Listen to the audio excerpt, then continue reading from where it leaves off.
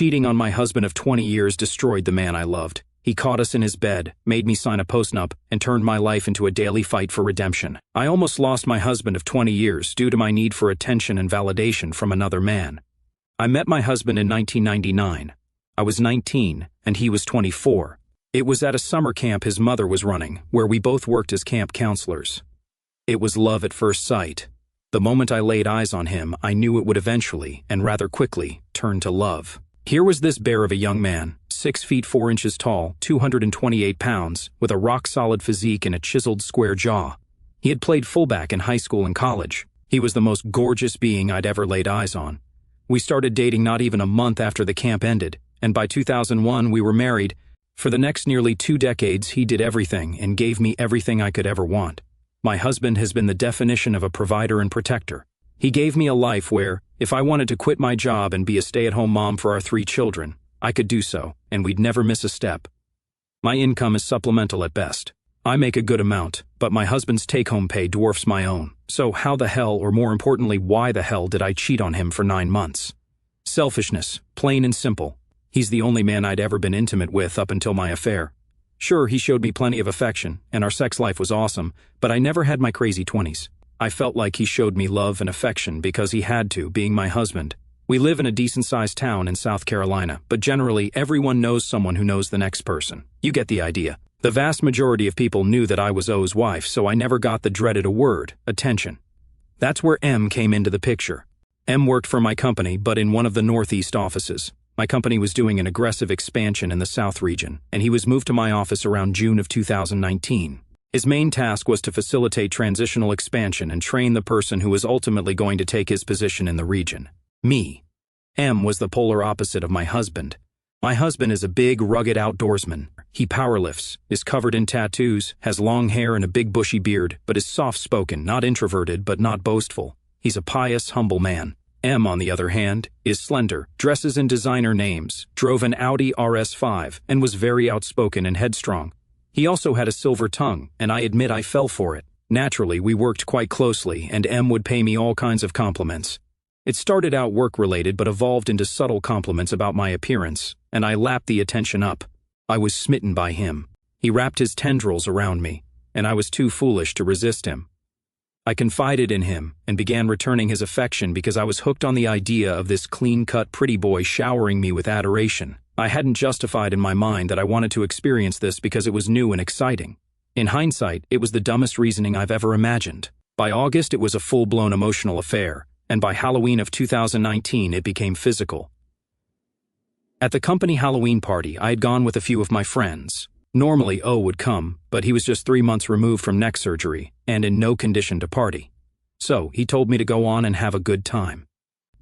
M and I met up at the tail end of the party and ended up back at his place. I was fully aware of what was going to happen, and I went ahead with it, thinking only of myself and my own needs. I justified it in my head by saying this was my experience. My husband began to suspect things on Thanksgiving Day. At this point, the fog had completely engulfed me, and I was in contact with M as many times as I could. I'd started to pull away from my husband between October and then, especially since it had been months since we'd been intimate. His surgery considerably hindered his movement. I had stepped outside on my parents' porch and he followed me, saying, "Whoever it is, tell them you're with your family." He'd gotten pretty annoyed with how much I was checking my phone and sending texts. I lied to him, telling him it was one of the younger girls on my team who'd recently broken up with her boyfriend and was going to be alone for the holidays. He pressed me over his issue with it on the way home, and after we put the kids to bed, I snapped at him. So, for the first time in our entire marriage, there was a hint of resentment between us. In hindsight, I'm disgusted with how I treated him. I must have been out of my mind. Fast forward to May 2020, where everything went south. I was now working remotely due to COVID, and my husband was back working, having been cleared by his doctor in March. Due to the fact that a lot of the guys at his work were furloughed, he had to pull 10 to 12-hour days, sometimes 4 days a week. The kids would do their homeschooling, then either go to their friend's house 1 street down, or to my husband's parents' house. They're very close to their grandparents, both mine and O's. This would give me several hours in the house alone, and you guessed it, I invited M over. It happened several times over the spring, but that one day in late May is one I dread and will never soon forget. I never heard his truck pull up, never heard him enter the house or come up the stairs. He was a mountain of a man, so normally, you know exactly where he is in the house by the sound of his footsteps. Em and I were right in the middle of it when I noticed O standing in the doorway with his phone out. It's the single darkest, most embarrassing moment of my life. Even recalling it now makes me sick to my stomach and teary-eyed. I pushed Em off of me and just stared at O. The only words I could muster out of my dumb mouth were, "I can explain." Cliché, right? O laughed at me maniacally and dressed me down before telling me, "Pack up your crap and get the hell out of my house." He said it with such ferocity and finality that I knew there was no coming back. I've never heard that level of fury in his voice in the 21 years I've known this man. He left and closed the door behind him, and the weight of what had just happened flattened me. All I could do was fall to my knees and scream. Em then started yelling at me, too. I really couldn't tell you what he said if I tried. I was in a state of shock. He was screaming at me the whole time while I was trying to gather whatever stuff I'd need immediately. Em had put his clothes on and was adamant about not wanting to leave the bedroom alone because he was afraid my husband would cave in his skull. Remember, O is about twice the size of Em. I opened the door, and Em scurried out like a scared rodent. I tried to approach O, and he sternly said, "Don't you dare." Those words are burned into my mind. The pure rage in his eyes shook me to my core. I just wiped my face, picked up my bag, and left. I looked around the house as I left, thinking this was the last time I'd ever see it, as it's his house, an inheritance from his grandfather, who owned the land and built the house literally with his bare hands. By the time I reached the doorway, O was gone, and the keys to my car were back in the house. I was no longer welcomed in. I've never felt more alone than in that moment. I couldn't call my sisters or my parents, as I grew up in a super Southern conservative home. They'd completely disown me if they knew what I'd done, especially since they absolutely adored O. I have no brothers, and O was like the son my father never had. He'd especially be hurt by it. The only person I could call was my best friend, Rin, who I've known since grade school. I called and explained everything to her. She offered to come pick me up, but I told her no, I'd find my own way to her place. The next 2 days were agonizing. I tried calling and texting O every chance I could between crying and getting dressed down by Rin for being a total mess. I tried calling his parents, but his father told me, "The kids are going to stay here a few days. You need to give O space. He'll reach out to you when he's ready," before hanging up on me. So, that meant O had told his parents what happened. I began to resign myself to the fact that I was about to become an ex-wife. There was no way I could come back from this. I had just ruined a 20-year marriage and broken the heart of the only man I've ever loved because I needed to have a fling. But then, on day 3, he finally answered me and told me I could come home. Rin drove me back, and upon going inside, we sat on the couch. Rin was right beside me as O tore into me. In 21 years, he's never so much as raised his voice at me, and here he was shouting at me for a good 40 minutes, it felt. He asked me why I did what I did, and I answered him honestly. I didn't gaslight or lie. I messed up, and I owned it. I'm not ashamed to say I begged on my knees for him not to leave me. He told me after all of it that he's not going to file for divorce, but things were about to change, and not for the better for me. It appears he'd spent the days apart from me devising terms of reconciliation, which included me resigning from my job, cutting all contact with M, giving all of M's contact information so he could monitor if M tried to contact me himself, and signing a postnuptial agreement later in the week. There was another stipulation he made that I won't mention because I don't want anyone to think he's a horrible person. He's not. I deserved all I brought upon myself for breaking my vows to him. I accepted his terms willingly. 2 days later, we met with the family lawyer he had contacted, and I signed the postnup without a lawyer of my own because I wasn't contesting what I did. It's been 7 months since, and I do everything and anything I can to try and ease his hurt. He is hurting. We're doing couples counseling, and I see a therapist twice a week to deal with my own feelings and come to terms with what I did. He puts on a brave face in front of everyone, as the only people who know are us, Rin, his parents, and M. But it tears me to shreds seeing how much I wounded him. He was always a jovial, warm-hearted person. It's hard to find that warmth anymore. He tries, he really does, but I broke his spirit with what I did, and I'm ashamed of myself for it. I couldn't even look at myself in the mirror to the point where I cut my hair and dyed it dark brown. I'm naturally strawberry blonde because I couldn't stand what stared back at me. I don't try to smother him, I give him space. If he asks something of me, I do it willingly and with no questions asked. The most jarring aspect of all this, aside from the stipulation I don't want to mention, is the fact that he addresses me by my first name. For 20 years I've been Baby Doll. Now, I'm just B. That hurts in a way I didn't even anticipate it would, but I accept it. I deserve it. If I want to earn my title of Baby Doll back, I have to build back his trust in me and restore his manhood. I have to be better than what I was before. He's afforded me a second chance I rightly don't deserve, and I refuse to take it or him for granted. Never again will I stray. Never again will I give him reasons to lose faith in me. I love my husband to the core of my being, and I will do anything I can within my God-given ability to show him that. Today is our 20th anniversary. This morning, while we were eating breakfast with the kids, he kissed me on the lips for the first time since D-Day and said, "Happy anniversary."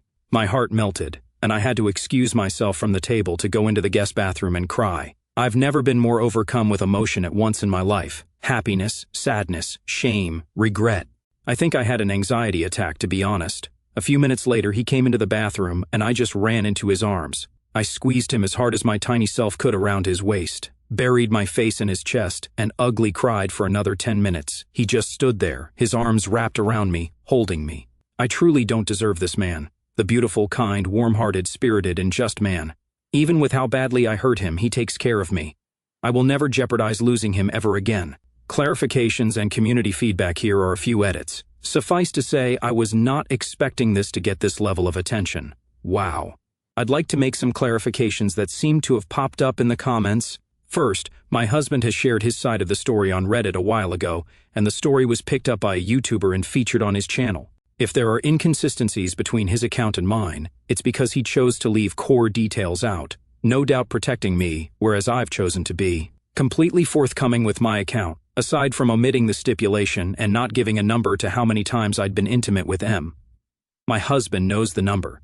I chose not to mention it because it's a trigger. Second, since the cat's out of the bag about the stipulation, and my husband has read the post, as I mentioned before, he floats around these subs himself, he's given me permission to say, since he did mention it in his post when he made it, that the stipulation in question is that he'd get to have intimate relations with other women, and I would never know who any of those women were. He did, however, tell me he had relations with 4 women, and one of them is someone we both know. I have no idea who it is, and I don't ever want to know. He did this between the months of June to October. I think he stopped in October. I'm not 100% sure. Third, one user suggested I should get my own lawyer and resign the Postnup. I don't have that right. This isn't about protecting myself. This is about trying to heal my husband and fix my broken marriage. I'm 100% fine with the Postnup agreement presented to me and plan to adhere to it until my dying day. What an interesting story. Let's see what the community thinks in the comments. ManPride02 says, cheating is bad, but the marital bed in his home is just beneath lying about paternity. You still could be an ex-wife because this is far from over. My cousin divorced his cheating wife 3 years after the fact. He did everything he could to try and hold it together, but he just couldn't. He told me something happened in him when he caught her cheating. The love just drained out of him, and he couldn't get it back. I myself have gone through this, and it is hard. Ultimately, I chose not to stay in the relationship. Did you ever consider a backup plan in case that happens? I replied, I have, and the idea that he could at any time decide, I'm done, never leaves my mind. All I can do is try to rebuild him and show him he's loved and that I am eternally remorseful. I broke his heart. Ultimately, it's his choice if he keeps me or sends me packing. I resigned myself to that fact a long time ago. 504 Mech said, such a sad story. The way you're portraying him, any stipulation or demand he asked in order to move forward is well deserved. Hope you find the strength to follow through. Best wishes. GoGo9 agreed. True, but the problem isn't even a question of whether or not the husband is a bad person for demanding what we can infer to be a punitive stipulation. People are human, and our instincts to punish bad behavior are generally correct ones. But that's not the issue. The real problem is that this probably isn't a road to what necessitates a return to a happy marriage. People in O's situation always think that a gauntlet of punitive measures and their significant others' performative acts of self-flagellation, like OP's account, will pave the way to a return to their pre-compromised relationship, but it very rarely does. A more apt metaphor for it would be like scratching an infected wound. The only possible roadblock is forgiveness from the wronged party, and it's a difficult one, not just for obvious reasons, but also because it seems incredibly wrong-headed and downright offensive for the onus to be placed on the wronged party to be the one to take action and compromise. After all, she's the one who cheated. Why should it be all on him to forgive her? What's clear from this post is that OP is definitely not a mind reader. She thinks she's on the path out of the woods when it's much more likely that she's just being led in a circle because it hurts O not to be around her. The problem is, it also hurts O to be around her. Living with your cheating significant other can be the closest thing to psychological self-harm a person will ever experience. Thus, unbeknownst to her, they're in a holding pattern until he figures out what to do. Things could go either way, of course. Miracles do happen, but walking in on your wife in a cinematic height of her betrayal is a special kind of trauma that will probably be seared into this guy's mind well into his 80s. I replied back, I'm committed to doing and being whatever he needs me to be. I'll win back his trust, or I'll die trying. Gogo9 retorted, so this is something that's a bit critical to understand. Just as he was, as you describe, the perfect husband, and yet you strayed, you can now be the perfect wife, or as close as a person can be at this point, and your marriage might still fail. The critical point being, as you taught him so well, that a person can do everything right in their lives and still lose. We actually control very little of the outcomes of our lives. This is why trust is so highly regarded, because it's one of the ways in which we can majorly influence how things turn out for us. I still want to believe, whatever the outcome and consequences are, I'm prepared to face them, even if 10 years from now he all of a sudden decides he can't stand being with me anymore. I'm prepared for it. I'm not kidding myself that things will go as I hope they will. I can only do what I can to influence them in that direction. The final decision is his to make, and whatever choice that is, I'll accept it willingly and with no resistance. Finally, a quote from Lump Butt Cat reminds me of this shirt I had once. By far the best shirt I ever owned. Fit, perfect, never out of style, compliments all the time. Then it got this awful stain on it. Tried and tried to remove it. Nothing worked. Tried everything. YouTube, blogs, various products. Nothing worked. Just couldn't part with it, so I kept it. Couldn't wear it, so I guess a lot of sentimental value, memories. Eventually I realized it had no real value to me anymore. Looking at it kind of made me sad. Anyway, finally discarded it after a few years. Point here is, you will need to work harder than ever, forever, to sustain and create value for your husband in your relationship. As in my metaphor, you have stained the marriage, something both of you will carry for your lives. The next story, we have a story about a girlfriend of 6 years who left a poor guy. Let's see what we can do to help out. As the title states, my girlfriend of 6 years left me for someone she only met online and never met in real life. She took everything from our joint wedding account while I was busting my butt working 12-hour shifts. Yes, even during this pandemic, for the past year, I worked to fund her dream wedding. Believe it or not, she met the guy playing a mobile dance game. Suddenly, she told me she felt an instant connection and chemistry that we never had. I can't do anything about the account since it's a joint account, and both parties can withdraw without issues. I'm in a city far from home, working a job I don't enjoy for something that's never going to happen. I'm just lost. I don't even know what to do anymore. Thanks for reading, strangers. Sorry for taking your time. Here's a quick synopsis, but there's an update. I informed her father about the situation, and he is not happy, to say the least. He asked for my bank statement to determine how much of the money in the joint account was mine. He will work out a payment plan, though I don't know whether it's from him, as he's retired, or from her. My ex is obviously pissed. She says I'm immature for involving her parents in our issue when we should have settled it like two adults. I'm getting barraged by calls and texts from her and her friends. I didn't bother picking up or reading them. All this happened while I was at work, a total headache moment. Here's the update. Both my parents and hers requested a meeting tomorrow to discuss things. Except for the payment plan, I don't know what there is to discuss, to be honest. My leave was approved, so we'll drive back home tonight. I still love her, but as most of you pointed out, I dodged a bullet, and she raised a red flag. Not going to lie, I still don't know what will happen when I see her face to face tomorrow. Another update, I arrived safely at home. My parents were supportive. They didn't ask me anything, we just ate dinner and had small talk. I tried asking for their opinion, but they told me to get a good night's sleep and not think about things tonight. I don't know if I'm capable of not thinking about things tonight, especially when I'm drawing a blank on what to say or how to act. It's decided that we will meet them for lunch tomorrow. My parents want me to make my own decision. They refuse to give opinions, so I won't be influenced by them. They wouldn't even answer when I asked about the money. My father just said, it is your money, your joint account. So, let's see what the update says after the meeting. I'm still processing what happened to my carefully laid plan to get married in September this year. The meeting couldn't have gone better.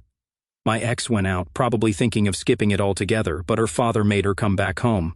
During the meeting, her mom surprisingly took her side, saying the same things my ex did yesterday. I'm not here. I can't blame her for being lonely. I'm just being unreasonable and overly jealous about the whole thing, and so on. Her mom also justified her taking the money by saying, I know it's wrong for her to do so, but under the circumstances you should understand. She deserves it as her dowry and present because you wasted her time for 6 years, kept her waiting for nothing. I let her talk, as my father told me prior to the meeting.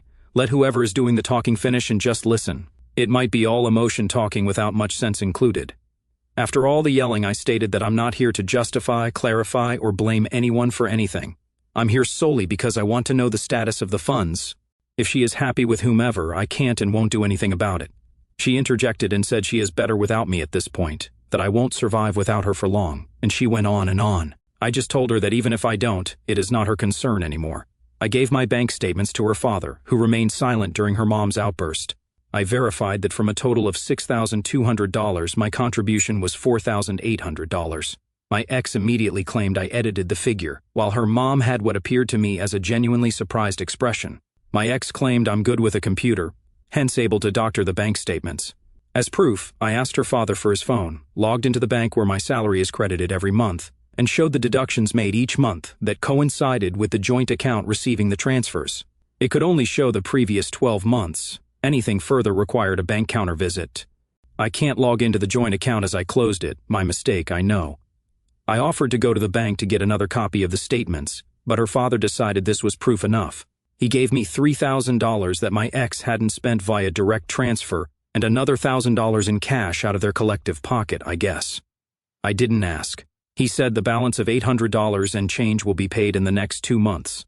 Her father asked me to send an email to him as proof that I acknowledged receiving a total of $4,000 and the balance arrangement, which I did. I apologized to her parents for any perceived wrong I did and any inconvenience caused by me during our relationship. My father asked me to say this, and we left. My parents didn't say anything during the meeting, as they informed me they were there to keep me level-headed and wouldn't interfere in any way. I found out from my father a few hours after we got home that her father called him. They had a professional relationship before their retirement and a cordial one afterward. Apparently, she told her parents she only took a total of $2,000 from the account and left the balance in it. That's the whole reason her father asked for my bank statements. He presumably didn't believe me. Her mother's outburst came because they thought I accused her and overreacted, making up accusations about the cheating out of jealousy. They believed it was a ridiculous story I made up about how she, my ex, could fall in love with someone she never met. I didn't feel the need to show any screenshots to them or anyone, as I still deemed it private. Besides, to me, it's over and done with. I kept screenshots just in case. It sounds like things are falling into place for this guy. Here's the final update. She admitted she was wrong and wants to start over. Just thought you guys would appreciate that she dared to text me using her mom's phone to do this. To everyone who read this, I sincerely thank you. I read all your comments and advice. I thought about what to say and how to act, but truthfully, I didn't know what to do even until the moment of the meeting. Currently, I'm just sitting by myself. I feel nothing. No satisfaction, no longing, or anything. I feel like I'm just here. I know I still love her. I know I will miss her after a while.